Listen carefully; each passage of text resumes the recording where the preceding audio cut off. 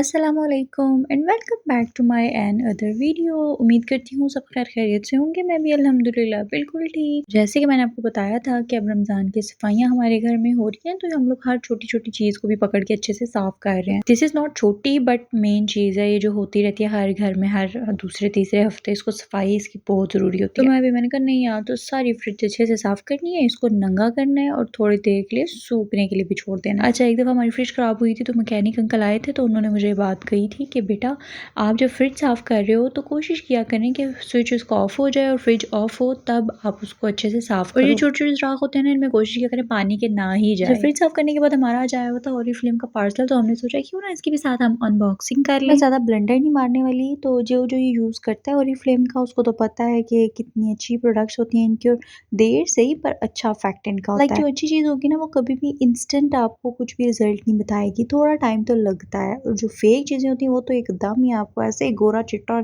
चमकदार बना देंगी, वो उसी स्पीड में आपकी स्किन का ग्लो और जितनी भी नरिशिंग वगैरह लेके भाग जाएगी, जो आपको कभी नहीं मिलने वाली। मैं आप सबको यही कहूँगी कि हमेशा अच्छी चीज़ इस्तेमाल किया करें, क्योंकि देर से ही पर उनका अच्छा रिजल्ट आपकी स्किन पे होगा।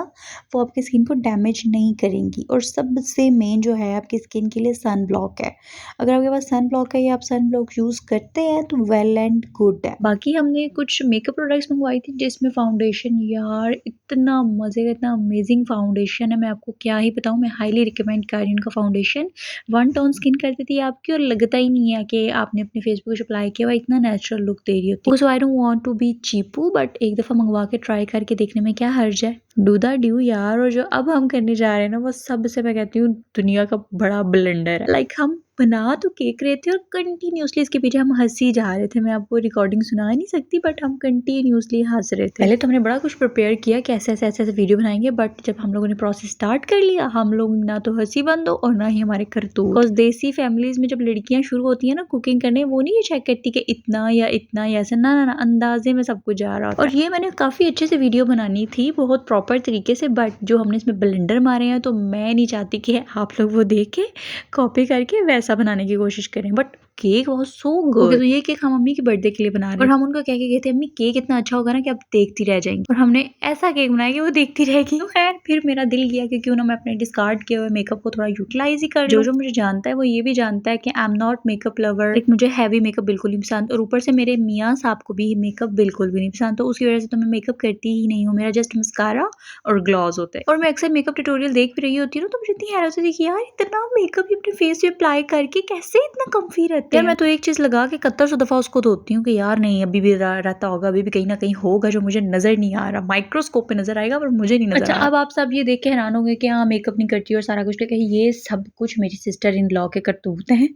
ये सारा कुछ उसने मुझे जमा करके दिया हुआ है। मुझे समझा रही होती नहीं रीशा, ये बहुत बेसिक चीजें होती हैं, girl need to have this. फिर मैं कहती हूँ हाँ नहीं, मेरे पास होना चाहिए, कभी भी कोई फंक्शन आ सकता है और मुझे कभी भी कुछ लगाना पड़ सकता है, बट जो फंक्शन हो कुछ भी हो, मैंने एक तो लगाना होता है सन ब्लॉक, ऊपर से उसके ऊपर फेस पाउडर लगा लिया और मस्कारा लगा लिया, ग्लॉस लगा लिया, दैट्स इट, मेरा मेकअप हो जाता है। आपको इन चीज़ों से भी देख के अंदाजा हो ही रहा होगा। ये देखें बिल्कुल न्यू, ये मेरा ब्लश ऑन है, आई लैशेज, आई शेड्स वगैरह हैं, और यहाँ पे इनका हाल देखें क्या हुआ पड़ा है। ये तो बेचारा लावारिस पोस्टमार्टम होने के बाद फेंक दिया गया किट है मेरी, बट मैं इसको अरेंज करके रखूंगी। अब मैं अच्छे से सब कुछ संभाल के रखूंगी और मैं कोशिश करूंगी कि मैं इसको यूज करूँ। अच्छा, ये मेरी फेवरेट किट थी शादी के कुछ दिनों तक, जब तक मैं तैयार होकर दावतों पे जाती थी। और गोल्डन वाला देखे मैंने ख़त्म किया हुआ है, क्योंकि मुझे सिर्फ उसका पता था कि वो अप्लाई करो और बहुत अच्छा सा उसका लुक आता है। मुझे ये भी पता है कि ये भी बहुत अच्छी चीज़ है, इससे भी काफ़ी अच्छी आइज़ बन जाती हैं, काफ़ी अच्छा शेड्स वगैरह होते हैं, बट मुझे यूज़ नहीं सही से करना आता टू बी ऑनेस्ट। और ये वाली भी मेरी favourite highlight, I just love highlighter.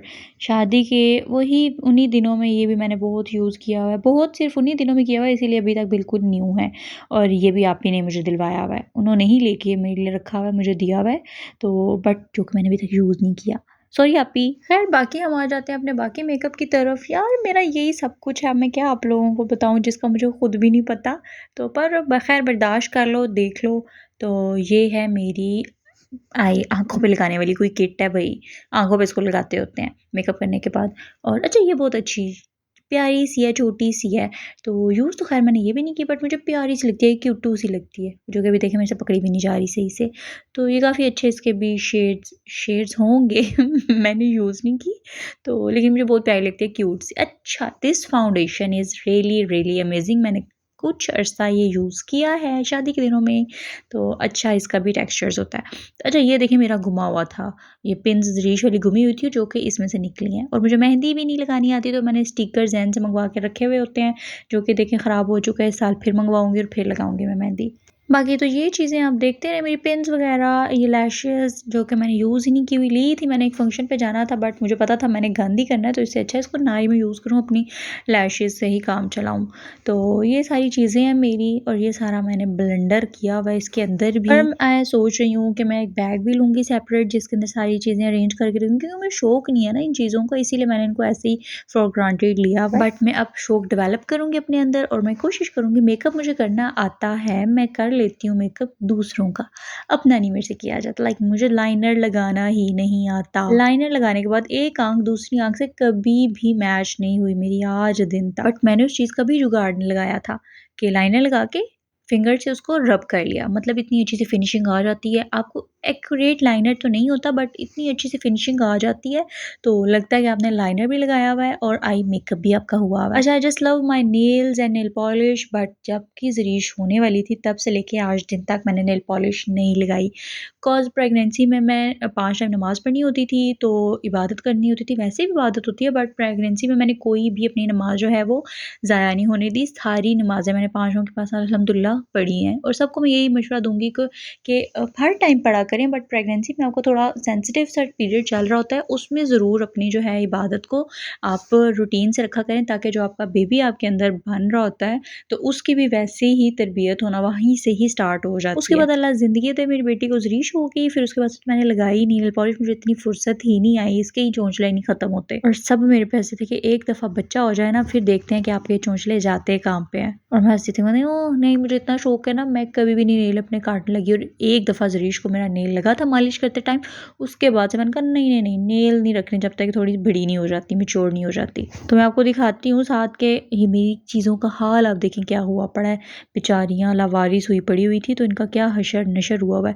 खैर इन्हें भी थिनर लगा के मैं अच्छे से साफ़ कर लूँगी, और बेचारियों को शुरू से जीने का मौका दूँगी। इसकी बात आ रही थी कि मेरे नेल्स, मैं आपको दिखाती हूँ ज़रीश से पहले मेरे नेल्स और अब के मेरे नेल्स। ये थे मेरे पहले के नेल्स, और आपके दिखाने की मुझे ज़रूरत वैसे है नहीं, वीडियो में आपको नज़र आ ही रही है, टुडे टुडे से मेरे नेल्स हुए हुए हैं। अच्छा, ये जो आप हैंड क्रीम देख रहे हैं, ये भी ओरिफ्लेम की है, इसकी फ्रेग्रेंस मुझे बहुत पसंद है, तो मैं टू बी ऑनेस्ट ज़्यादा फ्रेग्रेंस के लिए भी यूज़ करती हूँ, क्योंकि मुझे लगता है ना कि बंदे से अच्छी खुशबू आनी चाहिए, हाथों से, आपकी बॉडी से अच्छी फ्रेग्रेंस होनी चाहिए, ये मुझे बहुत पसंद है। मुझे बॉडी वॉश भी बहुत पसंद है, मैं तो विक्टोरिया सीक्रेट की यूज़ करती हूँ। वैसे मेरा फेवरेट डिस्को शिमर फोम वाला है, ये एक दफ़ा यूज़ करने से आपको अपना दीवाना बना देता है तो जिसको खुशबू पसंद होती है ना, उसको एक ना एक ऐसी कोई फ्रेग्रेंस होती है जो हिट कर जाती है, और उसके अलावा कुछ और अच्छा लगता ही नहीं है। तो I am that type of person, मुझे कोई चीज़ अगर अच्छी लग जाए तो बस फिर मुझे वो ही चाहिए, ना उसके जैसी ना उसके अलावा। वैसे मुझे अरेंज करते हुए काफ़ी मज़ा आ रहा था, काफ़ी इंजॉय कर रही थी मैं, और बट मेरी बेटी उठ चुकी थी,